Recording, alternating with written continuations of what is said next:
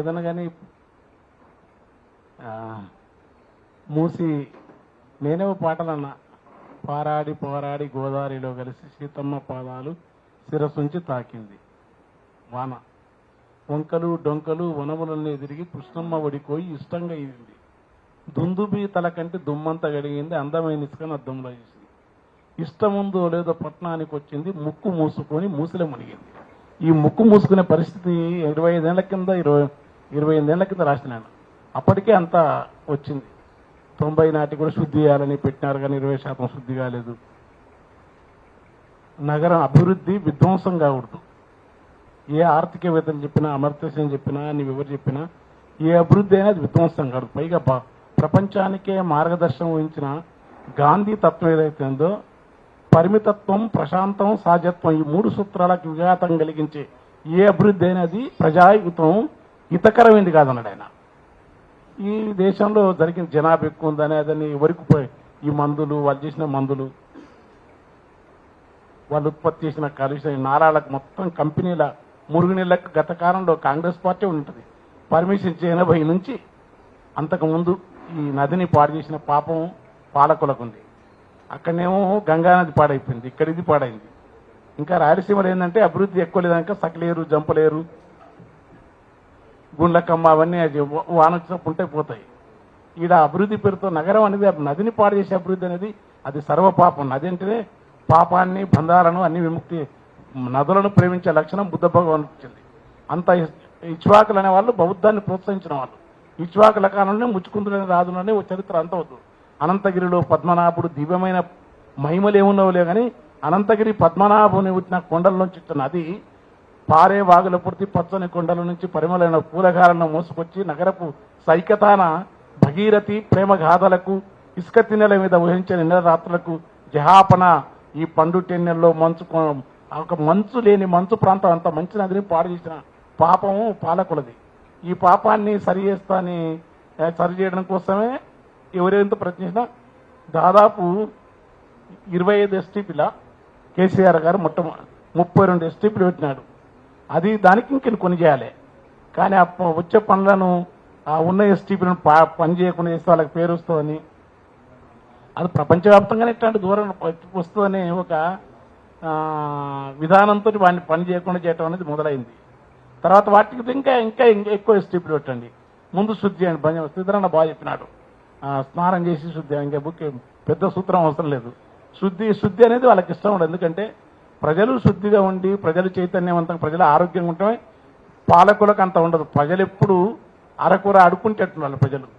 ప్రజలు ఎప్పుడు అరకూర వాళ్ళు చిన్న చిన్న విషయాలు బాధలు వాళ్ళు ఆరోగ్యవంతులుగా ఉంటే ఆరోగ్యం ఆలోచిస్తారు. వాళ్ళు ఆరోగ్యంగా ఉంటే ఎప్పుడైతే నీవు ఎక్కడెక్కడైతే పర్యావరణం బాగున్న ప్రాంతాల్లో నీవు వేరే చిన్న చిన్న దేశాల్లో డెన్మార్క్ కానీ స్వీడన్ కానీ స్పానిష్ కానీ వాళ్ళు చాలా చైతన్యవంతంగా ఉంటారు. ప్రజలు ఎప్పుడు అంటే తాము దుర్భర పరిస్థితుల్లోనే బాగానే ఒక ఏమీ లేని లేమితనంలోకి వెళ్ళిపోతారు. రోగగ్రస్తులు అవుతారు. మనుషుల ఆలోచనలో కూడా వాళ్ళు తాము చిన్న వాటి కోసం ఇది చేస్తారు. అది మొదటి నుంచి ఉన్నది. ఇవన్నిటిని చాలా లోతైన ప్రశ్నలు బాలగోపాల్ లాంటి వాళ్ళు ఇవాళ మనకు తెలుగు సమాజంలో లేరు అట్లా వాటి పట్ల. ఇప్పుడు నరసింహారెడ్డి అన్న తీసుకునే కార్యక్రమం వల్ల మనం పోతాం వాళ్ళ దగ్గర. ఈ నదిని శుద్ధి చేసే పని సుందరం కాదు, ఇంకా సుందరం చేయ మేము కూడా సపోర్ట్ చేస్తాం.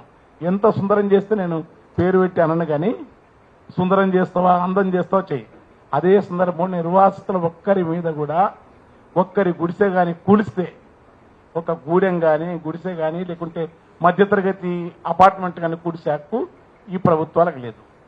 పోనీ ఎస్టీపీలు గతం ఉన్నాయి పని చేయకుండా చేస్తుంటే నీకు ఇది ప్రజాస్వామ్య పద్ధతి కాదు. ఎందుకంటే కాంగ్రెస్ పార్టీ ప్రజాస్వామ్యం గురించి ఎక్కువ మాట్లాడతారు. రాహుల్ గాంధీ నిజంగా కూడా ఆయన కొత్త నమ్ముతున్నాం. కానీ మరి ఆయనకు రిపోర్ట్ తెలుస్తుందా తెలియదా, వీళ్ళు పంపరా? మరి జరుగుతున్నప్పుడు ఆయన ప్రజాస్వామ్యం అంతా మాట్లాడు సెంట్రల్ యూనివర్సిటీకి వచ్చి రోహిత్ వేముల దగ్గర వచ్చి మాట్లాడినప్పుడు డెమోక్రాట్గా మాట్లాడతాను. కేరళ వినప్పుడు చాలా డెమోక్రాట్గా మాట్లాడతారు. తమిళనాడు విషయాలు వచ్చినప్పుడు చాలా డెమోక్రాటిక్గా ఉంటారు. మరి ఇక్కడ వచ్చినప్పుడు గుడిసెలు కూర్చున్న కాంగ్రెస్ పేదవాళ్ళని కూర్చోవడం లేదు కదా. మరి ఇది ఎందుకు ఎవరు దీన్ని ప్రతాపం చేస్తుండ్రు? మీ ఆధీనమా మీ పద్ధత కనుక మనదంటే ఇది ఖచ్చితంగా దీని ఇంకా సాంఘిక ఆర్థిక నైతిక ప్రాంత అభివృద్ధి వెనకాల సుప్రయోజనాలు దాగి ఉంటాయి. సుప్రయోజనాలు రకరకాల రాజకీయాలు సుప్రయోజనాలు దాగి ఉంటాయి. అవి తెలుసుకోలేనంత వరకు జనులు తెలివి మాడి రాజకీయాల్లో బలవుతూనే ఉంటారు. అది బలైపోయిన ఈ పరిస్థితుల్లో ఈ నదిని పేరుతోని మనకు ఒక విపత్తు ఎదుగుతోంది.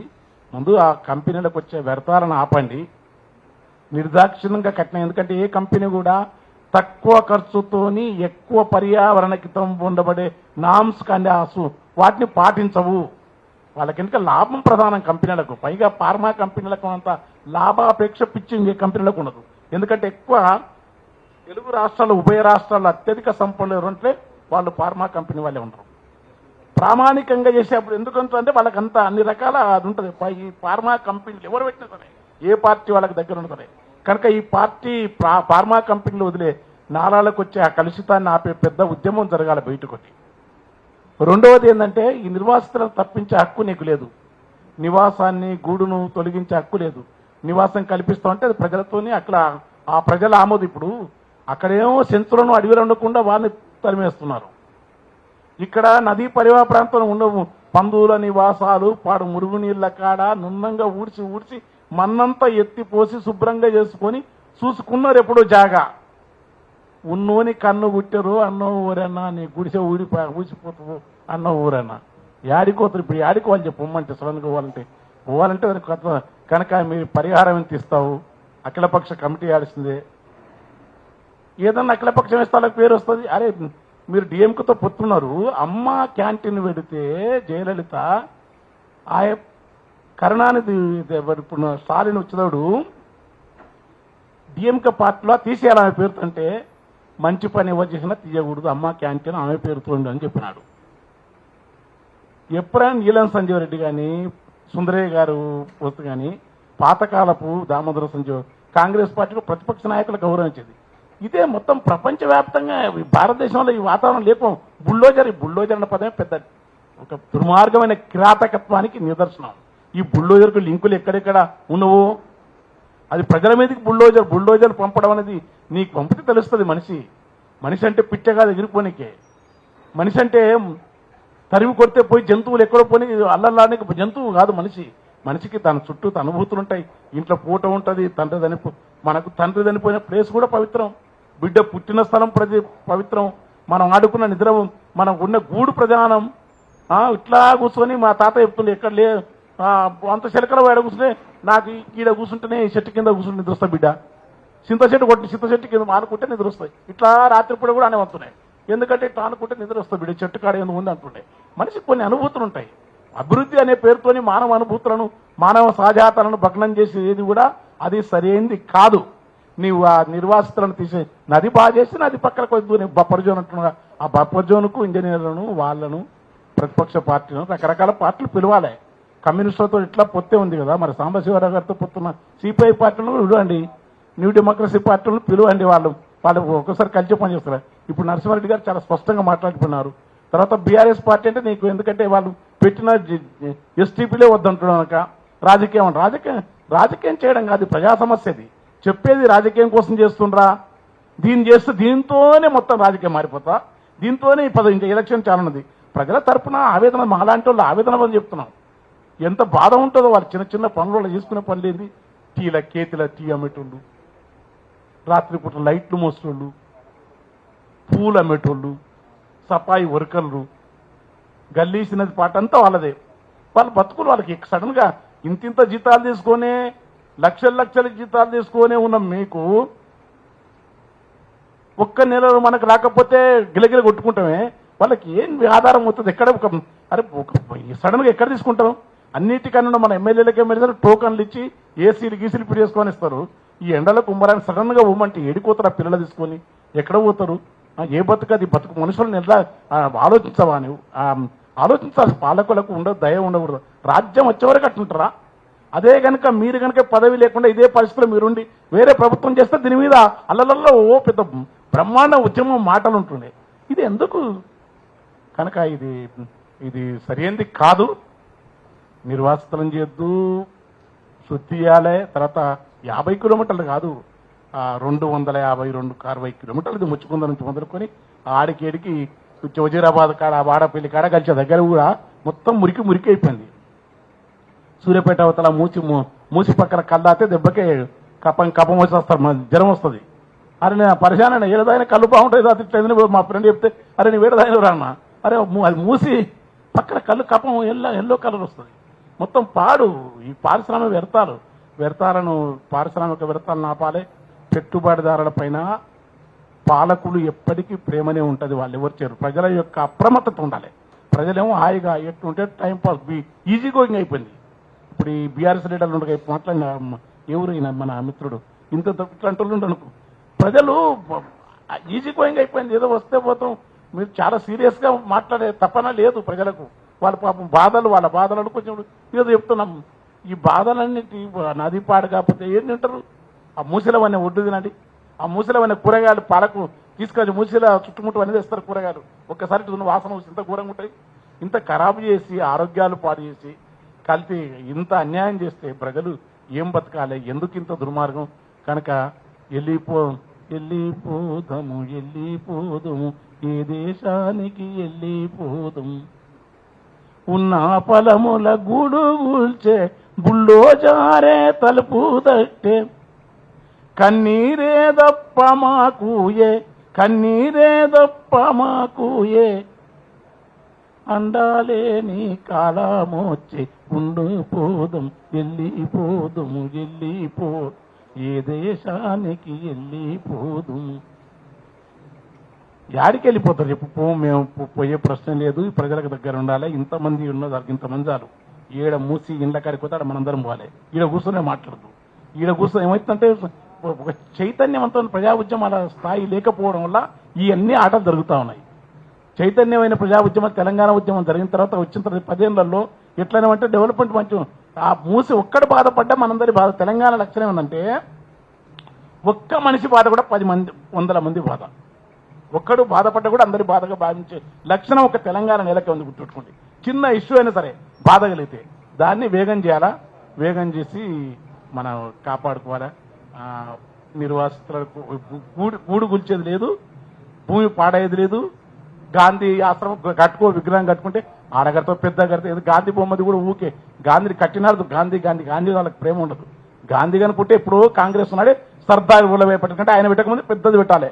గిడ కడితే గాంధీ గుడి కడితేనే ఓడు నాకు తెలిసి నేను పోయి అడిగిన ఒకసారి పూజాని గాంధీ గుడి కాడికి పోయి. ఎందుకంటే గాంధీ గుడి కాడికి నేను ఎందుకు పోతుంటే ఆయన సెక్యులరిజం, ఆయన ఈ అంటరానితనం, వర్ణ వ్యవస్థ ఇవన్నీ మొట్టమొదటి అర్జున్ సమాజ్ పెట్టింది ఆయన్నే. 1930లో అంబేద్కర్ అందులో సభ్యుడు. ఇప్పటికీ ఢిల్లీలో ఉంది అది అర్జున విముక్తి దాంట్లో పెట్టి ఆ మూలవాసి పెట్టిన తర్వాత ఆయన బాబా చాలా మంది మహారాష్ట్ర అంబేద్కర్కు ఆయనకి ఇద్దరికి మధ్య మహారాష్ట్రతో ఉండేది. ఆయన పేరు చాలా చెప్తున్నాను, బాబా ఆయన పేరు ఉంటుంది. వాళ్ళు అంటే గాంధీ నేను కూడా అవన్నీ ఆదికి వచ్చి గాంధీ పాపం జగజీవన్ రాము లాంటి వాళ్ళు ఉప ప్రధాని వరకు ఎదగనేకెళ్ళి గాంధేయవాది ఉండే. మా తన మహేంద్రనాథ్ గారు ఉండ్రి, ఆయన గాంధేయవాది ఉండి అంబేద్కర్ ఎట్లా చేసినాడు అంతకంటే అదే రకంగా చేసినాడు. మాకు ఇదేంటి సర్వోదయ వాళ్ళు అయితే గాంధీ గుడికి అయిపోయి అడిగినా ఎవరైనా వచ్చిందా ఈ కాంగ్రెస్ వాళ్ళు కనాడు ఏమంటారు ఎవరని చెప్పి గుడికి ఊకే గాంధీ గుడి కడితేనే మీరు పోలేదు. గాంధీ మీద మీకు అంత ప్రేమ ఉంటే గాంధీ ఆలోచిస్తున్న పరిమితత్వం, ప్రశాంతం, సహజత్వం, గ్రామీణ వాతావరణం, ప్రకృతి, పర్యావరణం కావాలనే ప్రపంచవ్యాప్త ఉద్యమాలకు గాంధీ స్ఫూర్తిదాత. గుర్తుపెట్టుకోండి. అనేక ఉద్యమాలకు నెల్సన్ మండేలా కానీ మార్టిన్ లూథర్ కింగ్ కానీ పర్యావరణ ఉద్యమాలకు కానీ గాంధీని చాలా టాలుస్తాయి. కానీ హెన్రీ డేవిడ్ థోరో లాంటి వాళ్ళు కూడా చిన్న బుడ్స్ అడవిలో ఏమీ లేకుండా బతికిన అమెరికన్ రచయిత కూడా గాంధీకి ఆయనకి ఇద్దరి మధ్యలో ఏ మేరకు చాలా మంది స్ఫూర్తి గాంధీ. ఆయన నుంచి ఈయన స్ఫూర్తి పొందిన ఆయన అది వేరు సమస్య. కనుక అలాంటి గాంధీని విగ్రహం పెడితే పెట్టు, నేను గాంధీ విగ్రహం మనం వద్దనవద్దు, పెడతావు ఏడా పెడతావు ఎట్లా పెడతావు ఇళ్ళ కూర్చోకుండా పెట్టు, ఎంత పెద్ద పెడితే పెట్టు. గాంధీని పెడితే గాంధీ ఒకసారి ప్రయోజనం అంటే ఒకటి పెడతారు, ఒంటరి చేస్తారు. గాంధీ వద్దంటాం చేస్తారు. మనం గాంధీని ఎందుకు వద్దంటాం? గాంధీని బాజాప్తా పెట్టు. గాంధీని పెట్టడానికి మేము వ్యతిరేకం కాదు. కానీ ఎక్కడ పెడతావు? నది మధ్యలోనే పెట్టాలా? తావు లేదు. మంచి హాయిగా ఆక్రమించుకున్నాను ఏదైనా పెట్టుబడిదారులు బాగా ఉన్నారు కదా, వాళ్ళందరూ ఇండ్లు తీసి పడిచి వాళ్ళ అనేక ఉన్నాయి. పెద్దది పెట్టు, పెద్ద గుండెలు ఆక్రమించుకున్నాడుగా వాళ్ళ దగ్గర రాసేసి గాంధీ విగ్రహం పెట్టి అక్కడ మొత్తం అద్భుతంగా చేసి ఈ నది పక్కనే పెట్టాలి. గాంధీ ఏం చేసిండు? నది పక్కన గుడి కట్టు.